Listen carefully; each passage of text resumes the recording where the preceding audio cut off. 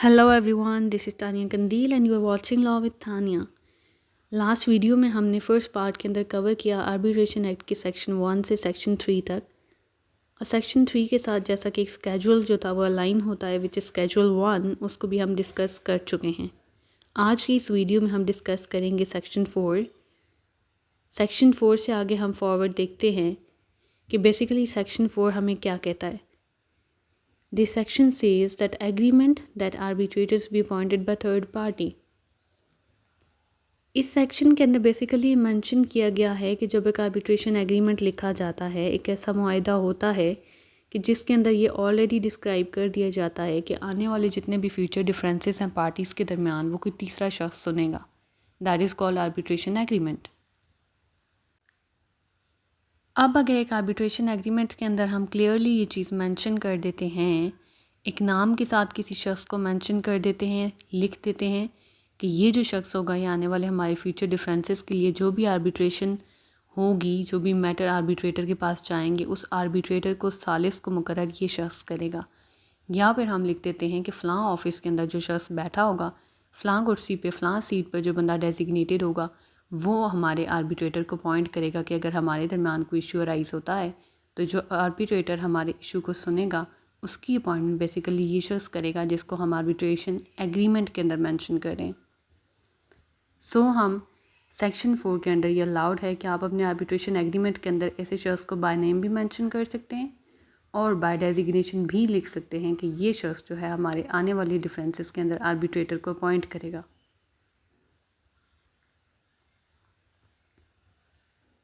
अब आपके arbitration agreement के लिए ज़रूरी नहीं है कि आप उसको किस तरह लिखेंगे। लाइक आप वहाँ पर उसका नेम भी मेंशन कर सकते हैं और उसकी पोजीशन भी लिख सकते हैं कि फ़लाँ जो ऑफ़िस है उस टाइम पर उस ऑफ़िस के अंदर जो शख्स बैठा होगा या जिसकी वो अपॉइंटमेंट हो चुकी होगी वो करेगा। लाइक ये दोनों कंडीशंस जो हैं वो फुलफ़िल हो सकती हैं। सो बेसिकली सेक्शन 4 हमें ये बताता है। सेक्शन 5 कहता है अथॉरिटी ऑफ अपॉइंटेड आर्बिट्रेटर और umpire irrevocable except by leave of court. यानी एक आर्बिट्रेटर या एम्पायर जब आप अपॉइंट कर देते हैं, आप अपने इशू को सुनने के लिए उसकी अपॉइंटमेंट कर देते हैं, एक रेफरेंस उसके पास चला जाता है, तो वो जो आर्बिट्रेटर या एम्पायर है उसके पास जो अथॉरिटी एक दफ़ा आ जाती है जस्ट बिकॉज आपने वो उसको अथॉरिटी दी, अब वो अथॉरिटी आप उससे वापस नहीं ले सकते। सिर्फ 2 कंडीशंस ऐसी हैं कि उन 2 कंडीशंस में वो अथॉरिटी इससे वापस ली जा सकती है। या तो कोर्ट वो अथॉरिटी वापस लेगा आर्बिट्रेटर या एम्पायर से, या फिर सेकंड कंडीशन ये है कि आपके अपने आर्बिट्रेशन एग्रीमेंट के अंदर मेंशन्ड हो, कोई क्लॉज आपने ऐड कर रखी हो कि हम इससे ये अथॉरिटी इस तरह से रिवोक करवा सकते हैं और इस तरह से हम वापस ले सकते हैं। सो बेसिकली जब आपने एक दफ़ा आर्बिट्रेटर या एम्पायर को कोई अथॉरिटी हैंड ओवर कर दी अपने मैटर को लेकर, दैट इज़ इररिवोकेबल, आप उसको ख़त्म नहीं कर सकते। अगर आपने ख़त्म करना है तो आपके पास 2 ही कंडीशंस हैं, या तो ये चीज़ आपने अपने आर्बिट्रेशन एग्रीमेंट में पहले से लिख कर रखनी है, या फिर कोर्ट जो है वो एक अथॉरिटी रखता है कि वो आपके आर्बिट्रेटर से वो अथॉरिटीज़ वापस ले ले।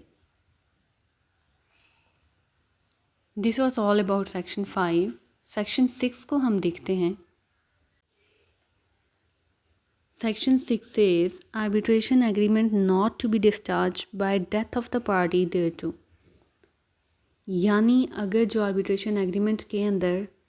उस मुआहदे के अंदर बेसिकली जिन पार्टीज़ ने जो है वो पार्टिसिपेट किया, लाइक जो भी पार्टीज़ उसके अंदर इन्वॉल्व थी जिन्होंने वो मुआहदा किया, अगर उनमें से किसी की भी डेथ हो जाती है तो उनकी डेथ की वजह से वो एग्रीमेंट ख़त्म नहीं होगा। सो इसकी क्लॉज 1 हमें ये बताती है कि इन केस उसमें से किसी भी पार्टी की डेथ हो जाती है तो ऐसी सिचुएशन के अंदर जो उनके लीगल रिप्रेजेंटेटिव्स होंगे, उस पार्टी का जो लीगल रिप्रेजेंटेटिव होगा वो बेसिकली ये पोजीशन होल्ड करेगा कि वो उसकी जगह पर आकर एक्ट करेगा उस मैटर के अंदर। लीगल रिप्रेजेंटेटिव की डेफिनेशन हम देख चुके हैं सेक्शन 2 सब क्लॉज डी के अंदर, जो हमें ये बता रहा था कि लीगल रिप्रेजेंटेटिव वो होता है जो in law by law represent कर रहा हो उस मरे हुए शख्स की प्रॉपर्टी को, ठीक है, या फिर उसकी प्रॉपर्टी के साथ मुदाखलत करने का राइट रखता हो, लाइक उसको सेल करने का राइट रखता हो, या फिर अगर कोई शख्स ऐसा है कि जो रिप्रेजेंटेटिव कैपेसिटी के अंदर सूट को रिप्रेजेंट कर रहा था, बहुत सारे लोगों के बिहाफ पर उसको रिप्रेजेंट कर रहा था, तो उस शख्स की डेथ पर वो राइट डिवॉल्व होकर जिसके पास चला जाएगा वो बेसिकली लीगल रिप्रेजेंटेटिव होगा। सेक्शन 6 सब क्लॉज 2 सेज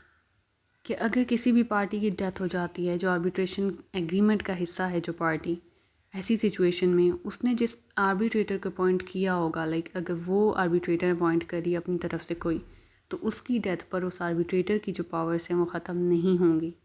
ठीक है, वो रिवोक नहीं होंगी। सेक्शन 6 सब क्लॉज 3 ये बेसिकली ये मेंशन है यहाँ पर कि अगर कोई लॉ ऐसा है कि जो कहता है कि पार्टी की डेथ के साथ उसका एक राइट ख़त्म हो रहा है, सो ये सेक्शन जो हमारा आर्बिट्रेशन एक्ट 1940 के अंदर है, ये किसी भी सूरत ऐसे किसी भी लॉ का अफेक्ट नहीं करेगा। उस लॉ का जो इफ़ेक्ट है, उस लॉ की जो पावर है वो एज़ इट इज़ रहेगी और उसमें जो लिखा गया है वो एज़ इट इज़ रहेगा। ये उस पर ओवरराइडिंग इफ़ेक्ट नहीं रखता, ठीक है। आर्बिट्रेशन एक्ट के अंदर जो क्लॉजेस हैं, जो सेक्शंस हैं, वो सिर्फ आर्बिट्रेशन एक्ट की हद तक ही हम इस्तेमाल करते हैं। Section 7 says provisions in case of insolvency. अगर ऐसी कोई सिचुएशन आ जाती है कि जो आर्बिट्रेशन एग्रीमेंट के अंदर जो पार्टीज़ हैं जिन्होंने वो मुआहदा किया आपस में, उनमें से कोई पार्टी दिवालिया हो जाए, बैंकरप्ट हो जाए, यानी उसकी जो लायबिलिटीज़ हैं उसके एसेट से ज़्यादा हो जाएं, वो इंसॉल्वेंट हो जाए, तो बेसिकली ऐसी सिचुएशन के अंदर हम क्या करेंगे।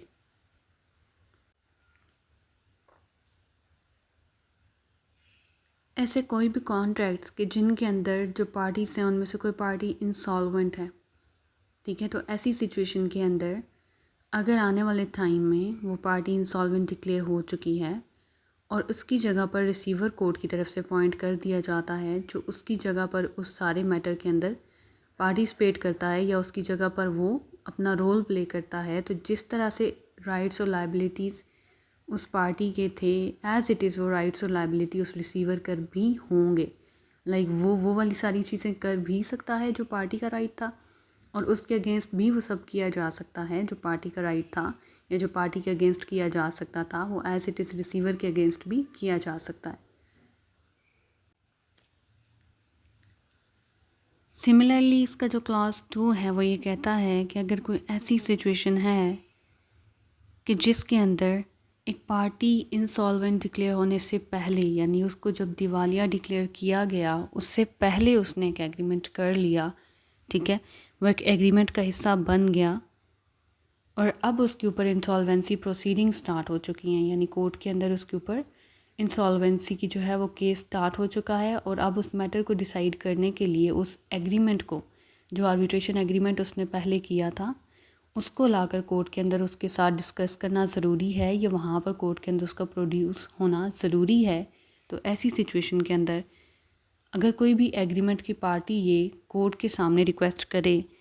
और कोर्ट को ये कहे कि इन सारी प्रोसीडिंग्स को आप आर्बिट्रेशन का हिस्सा बनने दें, तो ऐसी सिचुएशन के अंदर पार्टी कोर्ट को ये रिक्वेस्ट कर सकती है कि आप एक ऑर्डर करेंगे जिसके अंदर आप आर्बिट्रेशन को ये क्वेश्चन जो है वो रेफ़र कर दें, यानी इसको कोर्ट के अंदर डिसाइड ना किया जाए, इसको बेसिकली हमारे आर्बिट्रेशन एग्रीमेंट के अंदर हमारे आर्बिट्रेटर के सामने रखा जाए और इसको वहाँ पर डिसाइड किया जाए। तो ऐसी सिचुएशन में कोर्ट ये देखेगा कि सर्कमस्टेंसेस ऑफ द केस क्या हैं और केस के लिए सूटेबल क्या है।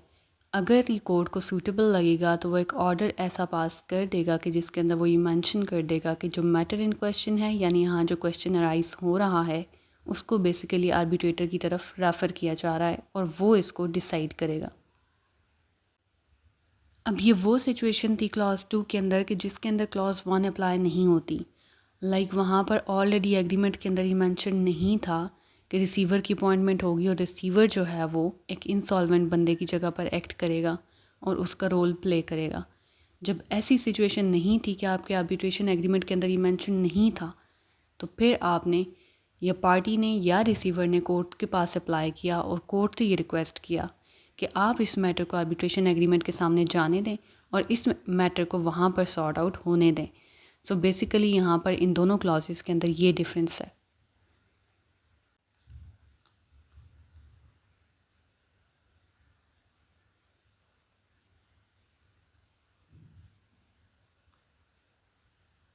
सेक्शन 7 सब क्लॉज 3 की बात करते हैं। सब क्लॉज 3 आपको ये बताता है कि ऊपर क्लॉज 1 और क्लॉज 2 के अंदर बार बार जो वर्ड रिसीवर का यूज़ हुआ है वो बेसिकली रिसीवर वो शख्स है कि जिसको ऑफिशियली असाइन किया जाता है ये रोल, यानी ऑफिशियली एक बंदा अपॉइंट होगा कि जो रिसीवर का रोल प्ले करेगा। तो he is in fact an official receiver, official assignee, जिसको हम दोनों क्लॉजेस के अंदर रिसीवर के नाम से मेंशन करते हैं।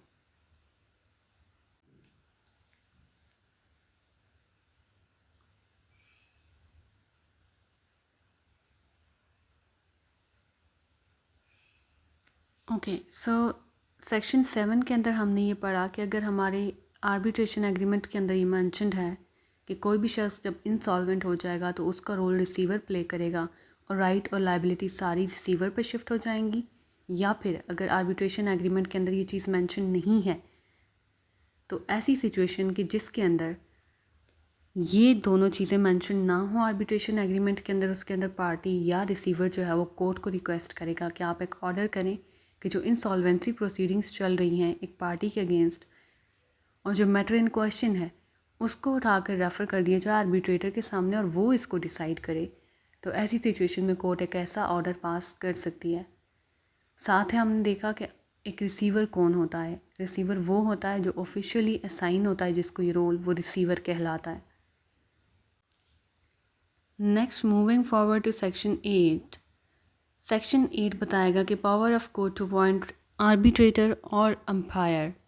यहाँ पर वो सिचुएशन हमें बताएगा कि ऐसी कौन सी सिचुएशन है कि जिसके अंदर ये सारी पावर्स जो हैं वो कोर्ट के पास शिफ्ट हो जाती हैं कि वो अब आर्बिट्रेटर या अंपायर की अपॉइंटमेंट करेगा। सबसे पहली कंडीशन ये है कि अगर एक आर्बिट्रेशन एग्रीमेंट बनता है कि जो पार्टीज़ के दरमियान एक एग्रीमेंट होता है और उस एग्रीमेंट के अंदर पार्टीज़ आपस में ये एग्री करती हैं कि आने वाली फ्यूचर के या फिर प्रेजेंट के जितने भी हमारे दरमियान तनाज़ात होंगे, डिफरेंसेस होंगे, वो हम एक आर्बिट्रेटर के सामने रखेंगे, चाहे वहाँ पर एक आर्बिट्रेटर का कहा जाए या एक से ज़्यादा का कहा जाए। और वो जो आर्बिट्रेटर होगा उसकी अपॉइंटमेंट होगी पार्टीज़ की मर्ज़ी के साथ। अब अगर एक उन पार्टीज़ की मर्ज़ी जो है वो एक वक्त तक आपस में जो है वो कंकर नहीं होती, वो नहीं एक बात पर जो है वो राज़ी हो पाते, तो ऐसी सिचुएशन में फिर जो आर्बिट्रेटर या एम्पायर की अपॉइंटमेंट है वो कोर्ट करेगा। सेकंड कंडीशन ये है कि अगर आर्बिट्रेटर या एम्पायर की अपॉइंटमेंट हो जाती है लेकिन वो अपने काम में कोताही करता है, निगलेक्ट करता है या फिर इनकार कर देता है, रिफ्यूज़ टू एक्ट,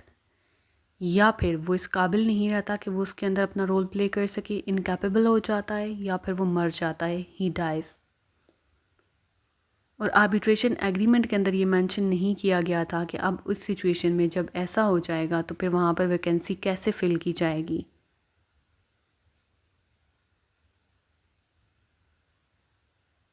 और वैकेंसी को पार्टीज़ या आर्बिट्रेटर्स में से कौन फिल करेगा। ऐसी सिचुएशन के अंदर ये रोल कोर्ट के पास चला जाता है और कोर्ट ऐसी जो है वो वैकेंसी को फिल करेगा। यहाँ पर सिर्फ एक ओवरराइडिंग आपने क्लॉज देखनी है कि अगर आर्बिट्रेशन एग्रीमेंट के अंदर आपने मेंशन कर दिया कि उस वैकेंसी को कौन फिल करेगा तो फिर कोर्ट के पास ये राइट नहीं जाएगा। क्लॉज सी हमें ये बताता है कि जहाँ पर पार्टीज़ या आर्बिट्रेटर के पास ये राइट था कि वो एम्पायर को अपॉइंट करते और वो उसकी अपॉइंटमेंट नहीं कर पाते, तो ऐसी सिचुएशन में कोर्ट के पास ये राइट चला जाएगा कि वो एम्पायर को अपॉइंट करें। तो इन 3 कंडीशंस में कोर्ट के पास ये राइट चला जाता है कि वो आर्बिट्रेटर या एम्पायर की अपॉइंटमेंट कर सकती है। अब जब ऐसी 3 सिचुएशंस हैं वो अराइज़ हो जाएं तो उस सिचुएशन के अंदर अब ये पार्टीज़ का रोल बनता है कि एक पार्टी जो है वो दूसरी पार्टी को, जो कि वो अपना रोल प्ले नहीं कर रही, उसको रिटन नोटिस दे कि आप विद इन प्रिस्क्राइब टाइम अपने रोल को प्ले करें और अपनी तरफ से जो पार्ट प्ले करना है, जो आपने अपॉइंटमेंट करनी है, आप उसके अंदर अपना किरदार अदा करें। अगर with in 15 clear days of the notice, 15 दिन गुजर जाने के बावजूद वो पार्टी अपना रोल प्ले नहीं करती या अपॉइंटमेंट नहीं करती आर्बिट्रेटर या एम्पायर की, तो ऐसी सिचुएशन के अंदर वो पार्टी कोर्ट के सामने जाएगी और उसे एप्लीकेशन देगी